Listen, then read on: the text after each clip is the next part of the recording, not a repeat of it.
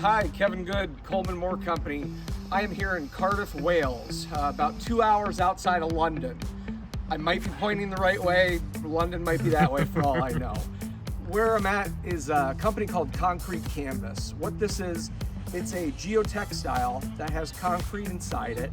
It actually starts off super flexible. Once you add water, it conforms to the shape of whatever you've put it in.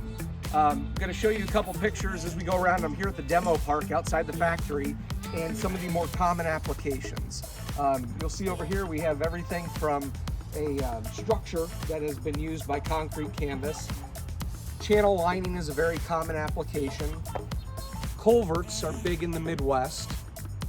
We've done some things with slopes, some lagoons, a lot of weed suppression, and even remediation projects where they've gone in and kind of put this material over top of existing concrete channels.